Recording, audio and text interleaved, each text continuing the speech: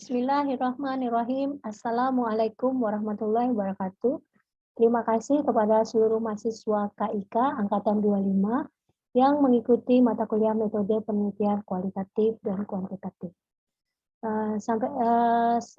Kita bertemu pada pertemuan ke-9 ini.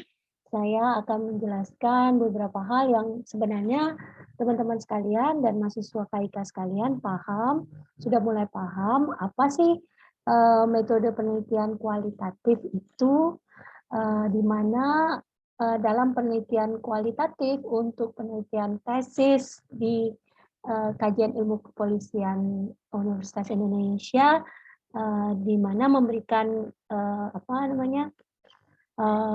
memberikan kajian-kajian terkait khususnya ilmu kepolisian dan masalah-masalah sosial yang terjadi terkait proses penyidikan, penyelidikan, atau proses-proses penegakan hukum dalam menjaga ketertiban dan keamanan sebagaimana tujuan Polri dalam hal ini. Jadi kita dalam hal ini menggunakan metode penelitian kualitatif. Kemudian sebelumnya saya menyampaikan beberapa hal terkait soal visi misi Universitas Indonesia.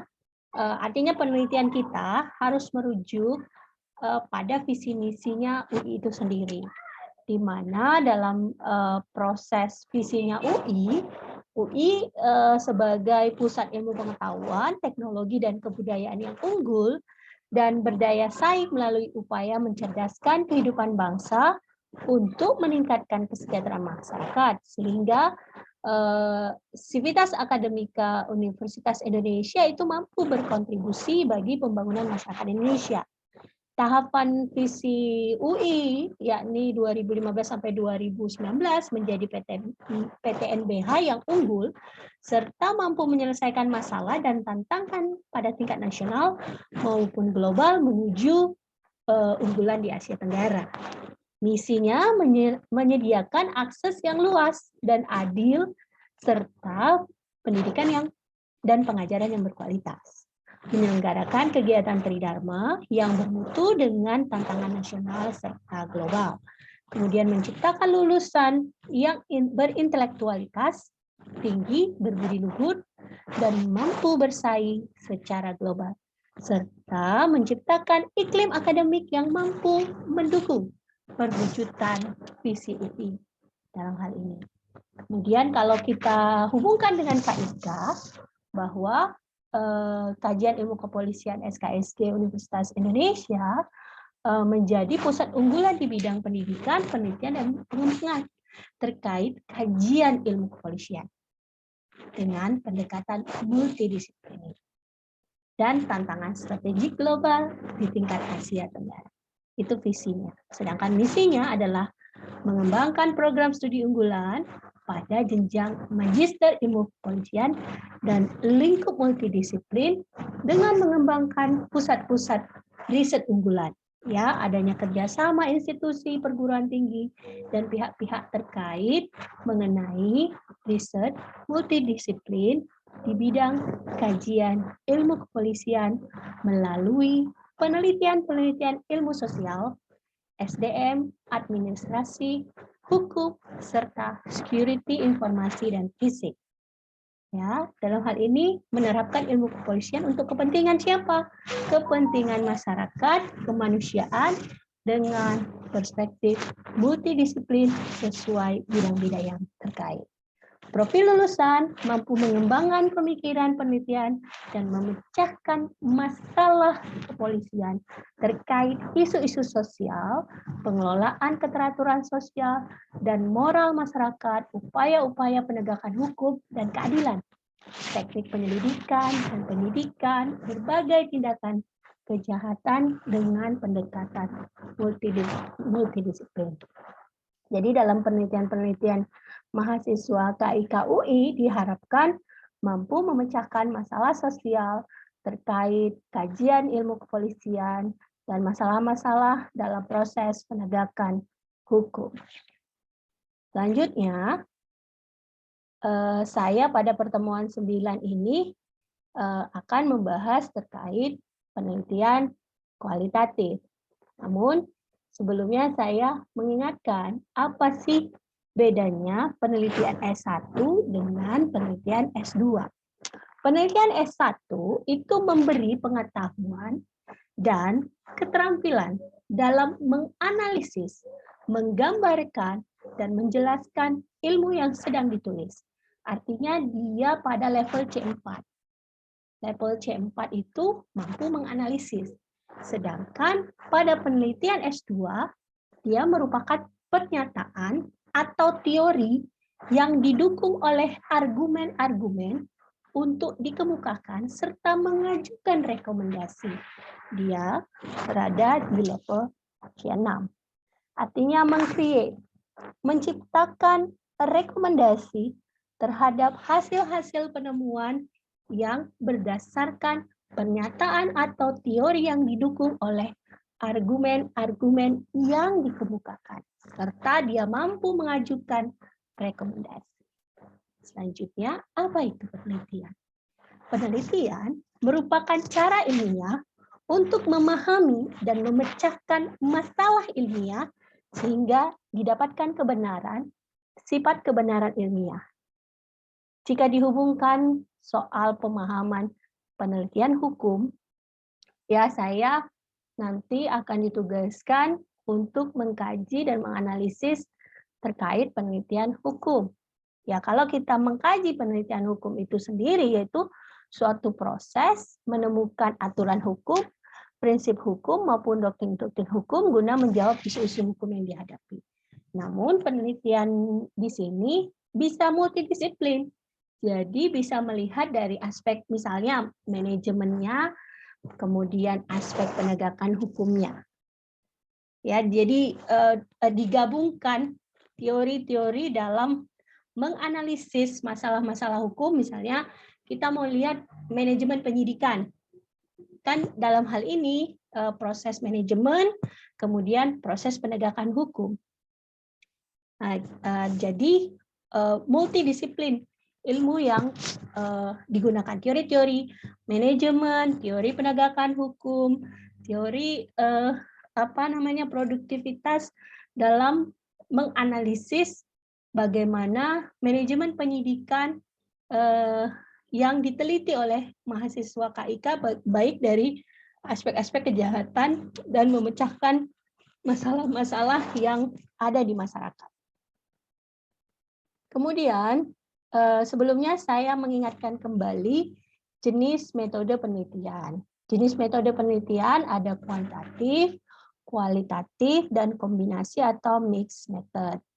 Dalam hal ini, kalau kuantitatif, dalam hal ini berupa survei dan eksperimen.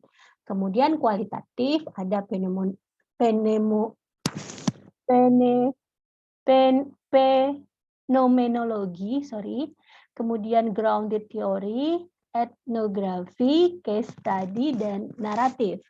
Sedangkan pada kombinasi mixed method, sequential berurutan, sequential explanatory, sequential exploratory. Kemudian ada concurrent atau campuran, concurrent triangulation, dan sequential embedded. Namun dalam metode yang kita gunakan untuk dibahas adalah metode kuantitatif dan kualitatif. Kuantitatif adalah suatu proses menemukan pengetahuan yang menggunakan data. Angka sebagai alat menganalisis keterangan mengenai apa yang ingin diketahui. Jadi ada hitungan misalnya respondennya berapa dari populasi sehingga menghasilkan data yang kemudian dianalisis keterangan mengenai apa yang ingin diketahui. Selanjutnya, penelitian kualitatif, penelitian yang berusaha mengungkap lebih rinci di balik fenomena. Penelitian berkaitan dengan kehidupan manusia, sejarah, perilaku, fungsi organisasi, gerakan sosial, hukum, serta hubungan interaksi. Selanjutnya, pendekatan holistik.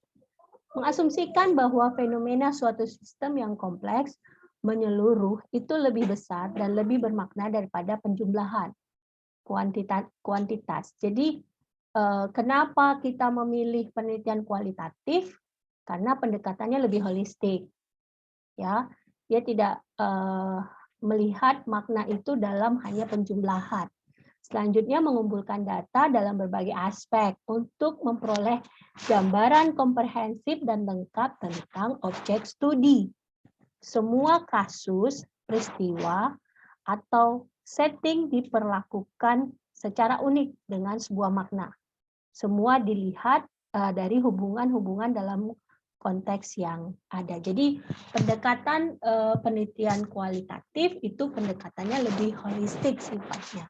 Selanjutnya, penelitian kualitatif. Dalam hal ini, sifat atau konsep desain fleksibel, sehingga dapat disesuaikan dengan latar belakang yang ada. Peneliti menjadi instrumen. Kemudian prosedur wawancara dan observasi, catatan lapangan melaporkan bersifat teknik. Kemudian metode analisis data dilakukan dengan melakukan transkrip, coding, kategorisasi, tema, dan memos, pada akhirnya bisa menghasilkan konsep, membangun proposisi, dan menciptakan teori baru. Jadi dalam hal ini misalnya kita ambil terkait soal di tengah pandemi ini, para penyidik atau penegak hukum tidak dapat melakukan pertemuan secara langsung. Namun mereka menyelesaikan kasus-kasus dengan sistem e-court. Dan itu diatur di dalam peraturan Mahkamah Agung. Kemudian Polri juga dalam hal ini mengatur terkait manajemen penyidikan yang sudah menggunakan sistem elektronik. Ya, manajemen penyidikan penyidikan dalam hal ini sebuah proses penyidikan dan dilaporkan secara sistem. Jadi Anda ini ingin melakukan penelitian bagaimana penerapan terhadap peraturan ini pada penyidik. Nah, jadi Anda hanya melihat dari penelitian kualitatif, bukan pada kuantitas dari peneliti. Kuantitas dari hasil penelitian Anda, bukan seluruh bukan Anda survei, namun Anda lebih kepada pendekatan misalnya membatasi suatu polres. Kemudian di polres tersebut Anda hanya membatasi membahas aturan hukum, kemudian penerapan aturan hukum di polres tersebut, soal terkait penyidikan. Dalam hal ini kan Anda hanya misalnya meskipun Anda juga melakukan penelitian lapangan, namun narasumber Anda dalam hal ini sudah Anda tentukan melalui menentukan narasumber yang sebagai informan Anda pada penelitian kualitatif. Terus kemudian Anda gunakan metode wawancara, kemudian observasi, catatan lapangan, melaporkan bersifat emik. Jadi Anda melakukan wawancara terbuka, misalnya kepada narasumbernya penyidik yang telah melakukan manajemen penyidikan secara elektronik, atau pimpinan di suatu polres bagaimana melihat penyidik-penyidik melaksanakan manajemen penyidikan. Ya, jadi informasi yang diberikan dari pihak-pihak terkait sesuai dengan rumusan masalah Anda ini mampu memberikan wawasan, memberikan informasi kepada Anda, observasi langsung karena pada dasarnya Anda berada di lingkungan tersebut. Kemudian setelah Anda memperoleh data-data tersebut, metode analisis data dilakukan melalui transkrip, kemudian melakukan coding, kategorisasi, tema, dan memos pada akhirnya bisa menghasilkan konsep, membangun proposisi, dan menciptakan teori baru. Misalnya dalam proses kualitatif Anda ini, penelitian kualitatif Anda ini, Anda melihat bahwa dalam penerapan manajemen pendidikan ternyata sudah dilaksanakan, namun ada berbagai hal yang menjadi permasalahan. Misalnya, Anda menyampaikan bahwa dari hasil penelitian Anda terdapat ketidakpahaman penyidik terkait penggunaan sistem.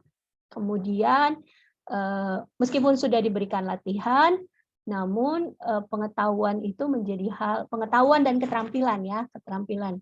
Kadang meskipun pengetahuan terbatas, namun keterampilannya sudah diasah setiap saat dan sudah dikontrol pengawasan terhadap proses penyidikan itu, akhirnya itu menjadi suatu kebiasaan. Namun proses pengawasan itu tidak dilakukan. Jadi temuan-temuan dalam proses penelitian Anda ini Anda sampaikan dalam penelitian kualitatif. Dan Anda merekomendasikan bahwa ke depan perlu ditingkatkan misalnya pengawasan, kemudian pemberian reward and punishment terhadap penyidik yang tidak melakukan proses manajemen penyidikan, kemudian atau manajemen penyidikan hanya berlaku bagi orang-orang yang sudah dilatih, misalnya seperti itu dalam hasil penelitian Anda. Itu rekomendasi dan Anda bahkan menemukan teori baru dalam hal ini. Selanjutnya, dari proses kesimpulan Anda bisa Anda gunakan di awal proses induktifnya dari observasi Anda, kemudian ada pattern, kemudian tentatif hipotesis, dan akhirnya menemukan teori baru, atau melakukan dari deduktif. Dalam hal ini adalah dari teori dulu, hipotesis, kemudian observasi, dan confirmation. Jadi dari teori yang ada, kemudian Anda mengambil kesimpulan, melakukan observasi, dan mengkonfirmasi atau menyampaikan rekomendasi terhadap hasil temuan dalam penelitian Anda. Baik, nanti kita akan lakukan diskusi dan tanya jawab terkait soal metode penelitian apa yang telah Anda buat dalam proposal penelitian Anda. Sampai ketemu pada pertemuan ke-10. Saya sudahi dengan wabillahi taufiq wa hidayah. Assalamualaikum warahmatullahi wabarakatuh.